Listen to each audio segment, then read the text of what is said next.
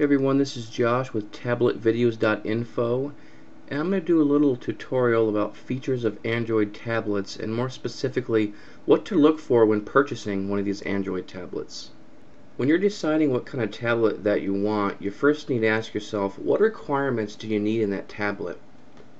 There's a lot of different types of tablets on the market, and you can easily determine what type of tablet is best for you by knowing exactly what you want that tablet to do. In this little review, I'm going to list about 10 features that are most popular on Android tablets on the market right now. Now mind you, these are not all the features of the tablets, but they're some of the most popular ones, so let's get right into it. Okay, feature number 1, does size really matter? Tablets normally range from 5 inches, 7 inches, 9 inches, and sometimes there's the 10-inch type of tablets on the market. For a good comparison, the popular Apple iPad is a 10-inch tablet. Although the popular size of most tablets is 7 inches, but 8 inches are starting to become more popular, especially tablets that are being shipped to the United States. One thing you must know is when the size of the tablet increases, so does the weight. So if you're worried about your tablet being too heavy, I definitely suggest a smaller size tablet of around 7 inches and possibly even a 5-inch tablet. The types of sizes will allow you to use the tablet with one hand, which is a nice feature over a laptop, a notebook, a netbook, etc. Feature number 2 is definitely about the screen. The Droid 2, the Evo 4G, the iPad, all these devices have one thing in common. They're capacitive screen. Capacitive screens are definitely the best screens on the market right now, but they come with a little bit of a higher price. Most entry-level to medium-level tablets come with a resistive screen. If a tablet has a resistive screen, you have to push harder on the screen for the tablet to react. This is usually called tapping rather than swiping that you can see on the popular Droid and iPad. Now if you're used to a stylus, then a resistive screen won't be a problem for you. Although if you're used to a Droid or an iPad or any type of phone with a capacitive screen, you definitely want to spend extra money for that type of screen. Now keeping with the theme of screens, another thing you have to keep in mind is the tablet single touch or multi-touch? Multi-touch screens allow you to use 2 fingers while accessing apps on your tablet. This is a really nice feature that higher end tablets are able to utilize just as the iPad is able to. Although for lower end to medium range tablets the norm is single touch. For a multi-touch capacitive tablet, expect to spend a lot more money than your regular low end single touch resistive screen. The next feature is what's under the hood. Currently tablets are being manufactured with various types of processors.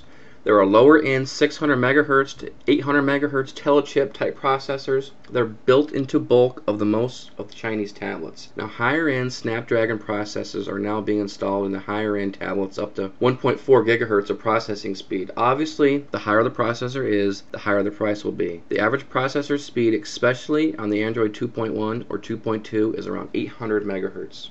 Now you have to ask yourself, how much RAM is enough? Now most tablets come with 256, 512, or 1 GB of RAM. The average tablet on the market comes with 256, and this is definitely enough for nearly every feature that you'll be able to use with your tablet, except if you want to play Flash 10.1. For this you're going to need 512 megabytes of RAM, and this is going to cost you a little bit extra. There's also tablets being released into the market, especially the US market, with 1 GB of RAM, although those are going to be very expensive and probably will be released in early to mid 2011.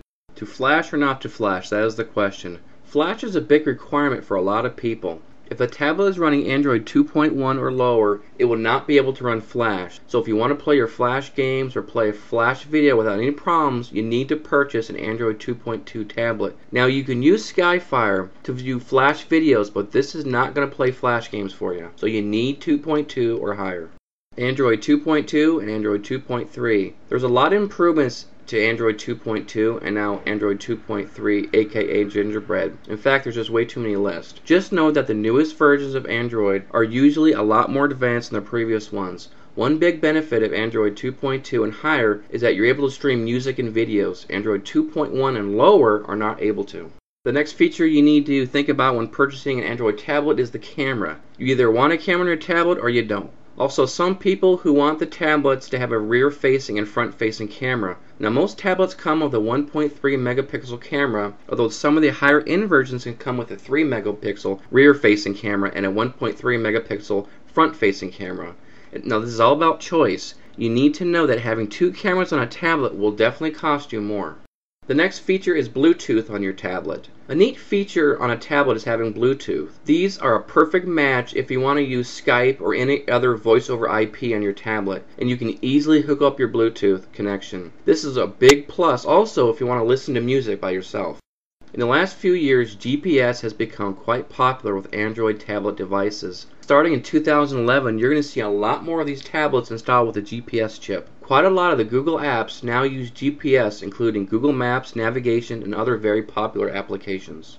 Now, for a lot of people, this is the most important feature, the Google Marketplace. A manufacturer must first be approved to access the official marketplace. This means unfortunately quite a lot of tablets do not have access to the marketplace. If you want to be able to access 100,000 paid and free apps, you need to make sure the marketplace is installed and does work. There are other really good alternatives for app stores such as AndApp and SlideMeIn.org, but the official Google Marketplace is definitely the best. Here is a recap of the main features that you need to ask yourself before buying a tablet. The size of the screen. Is it resistive or capacitive screen? Is it single touch or multi-touch? The processor speed. How much RAM does the tablet have? Does it come with flash? Is it Android 2.2, 2.3 or lower? Does it include a camera? Is there Bluetooth? Is there a GPS chip installed? And lastly, is the official Google Marketplace installed? Thank you for watching my review on what features to look for when purchasing a tablet. For more reviews, videos, and other great Android tablet information, check out my website at www.tabletvideos.info. This is Josh, aka Fever Host on AndroidTablets.net, signing off.